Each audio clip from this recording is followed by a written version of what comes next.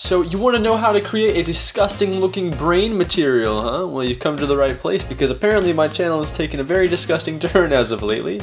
But let's go ahead and get into it. So first thing you're going to do is download this 3D model of a brain. I'll put a link in the description. It's a pretty good 3D model. It's like has all the parts to it, but we're just going to download it. And once we do that, we want to go ahead and import it. So we'll go ahead and do an OBJ import right here. And just go ahead and navigate to where your brain is and import it. All right, now the brain that I have, I used for a project for a little bit. So I think I actually went through and colored all the different sections. So I'm gonna go ahead and just kind of remove all of the materials. All right, I'm gonna take all these brain sections. And I don't know if your brain is split up like mine is, but what I'm gonna do is just hold down Shift and select all these brain pieces, hit M, move to a new collection, and I'm gonna call it brain, just so that I can keep a little bit organized. And then I'm gonna create a new plane with Shift A, create a plane, scale it up a little bit. And what we're gonna do is click on the brain collection, right click, go to select objects and hit H to hide them. All right, now let's go into our rendered view so that we can see our plane a little bit better. Also, let's go ahead and go up to the scene overlays button up here. And we don't wanna turn all of them off, but I wanna turn the floor off because it's kind of annoying to me. But right now we're just going to select our plane and we're going to drag up a new window. We're going to make it the shader editor. We're going to give the plane a new material and we're going to start messing around. So the first thing that we want to do is go ahead and create a new Voronoi texture. So we're going to type in Voronoi texture, move it over here, and we're going to do some stuff really quick. We're going to turn the scale up to 6. And we're going to turn the randomness down to 0.33. About right there, maybe 0.375. All right, so 0.375 for the randomness, and we're gonna select it and hit Control T. Oh, and by the way, make sure that you have Node Wrangler enabled. So you go up here to Edit, Preferences, search for Node Wrangler in the add-ons and enable it, and that'll help you a little bit with this tutorial. Select Voronoi texture and hit Control T, and we'll add your texture mapping setup here. And you wanna change the texture coordinates to object. All right, so now that we have that, we want to go ahead and hit Shift A and add in an invert node, just like that, and connect the distance to the color of the invert node. Then we're going to do the same thing. We're going to take all of these nodes right here, and we're going to hit Shift D to duplicate them and drag them down. And we're going to go down here to this Voronoi texture, and we're going to turn the randomness up to 0.99, so not all the way, maybe like 0.98. So not all the way, but pretty close to fully randomized. And then we're also going to make sure that this is set to object coordinates, which it is. We're also going to copy the invert node and connect the distance to the color. All right, now we'll hit Shift A and add in a new mix RGB node, connect the first invert to the first color and the second invert to the second color, and change the mix mode to multiply and turn the factor up to 1. All right, after we do that, let's just go ahead and connect it to our principled BSDF, so color to the base color so we can see what's going on here. And you can see we have a pretty cool looking effect. And if I take all these nodes down here and I mute them, you can see this is our original Voronoi texture up here. It's not very random. It's slightly random, but they're very aligned cells. And then these ones down here, if I mute those, they're more random cells, but they are kind of like, and you can see them kind of going through each other because of this multiply node here, but we want them to actually be a bit smaller. So we're going to go down here to the scale, and we're going to select the X value, hold down and drag, and we're going to type in 1.66. All right, so now you have a smaller Voronoi texture, and it's showing through the larger one. So it's kind of gross looking right now, but we haven't finished yet. But then we're going to add in a new brightness and contrast node in front of the multiply, and we're going to turn the brightness down to -2, and we're going to turn the contrast down to -8. I'm sorry, -0.8. So we have a little bit of a grayer texture here. It's less contrasty.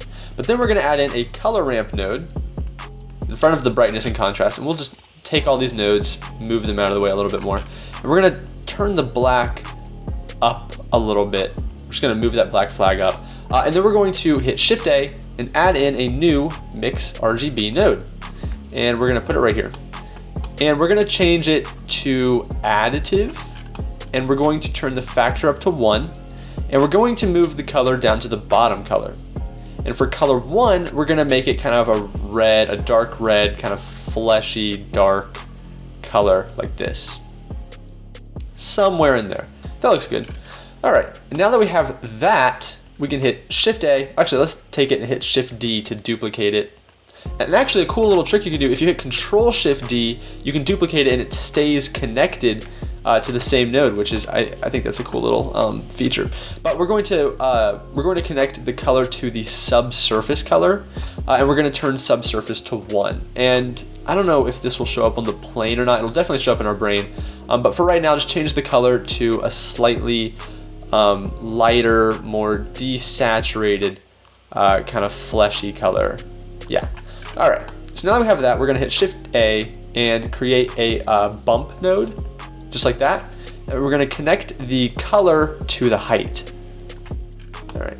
And we're going to turn the strength down to 0.85. And we're going to connect the normal to the normal. And look at that. That's gross already. But we want it to be a little bit more glossy. So we're going to go up here to the roughness, and we don't want to turn it all the way down, but probably about there. So we get this glossy, gross looking brain texture. We can also mess around with the actual distance value. So we may want to turn it up to something like 1.66.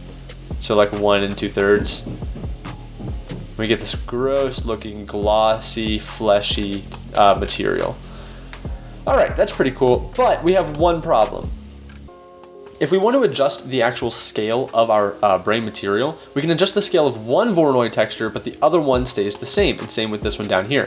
So let's go ahead and of course you can totally like adjust. Here, I'll show you what we're gonna do. So what we're gonna do is we wanna create a way that we can just scale up both these textures, but leave the offset of the second mapping node. So you wanna hit Shift A and create a new value node and a new math node.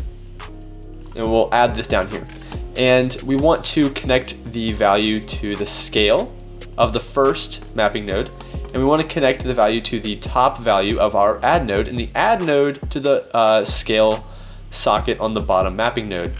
And then we can add, I think it was 0.66 was the value that we did. So now you're having the scale of the second mapping node being whatever the value of the first mapping node is plus 0.66. So if we turn this up to 1, we should get our original texture back. And if you want to adjust the scale of the second mapping node and only the second mapping node, you can adjust this value down here. So it'll add whatever this value is down here. So maybe like 0.75. And of course you can adjust the value. All right, and we'll rename this material brain. All right, so now what we're gonna do is we can probably go ahead and delete our plane, and we're gonna unhide a portion of our brain. So maybe this large chunk right here, and we'll move our light over so we can see it a little bit better up here somewhere. And we're gonna select it, and where it says material, go into this little slot right here and assign the brain material. And immediately, this is way too bumpy. So what we can do is go down here to our little value, and actually, if we want to rename it, you can hit N to bring up your toolbar and go to the label and type in scale, just so that we know what it is. And we can turn this value down a bit till we get a bit more of a real brain material here. Something like that. And if you want, you can go down here to this value and maybe adjust this, maybe like 0.5 or something like that, and just kind of adjust the scale until you get a scale that looks right for your brain. And if you want to, you can go over here to this color ramp node and adjust the black flag to see how, like, what it does is it rises up the black values, which in our little color setup here is going to be the redder value. So the more black that you have in this image, the more of that red color is going to shine through, and the less bumpy it is, because it's also removing some of the bump. So kind of adjust that to see what you want. I actually kind of like the whiter parts in my brain, so you kind of put that about right there.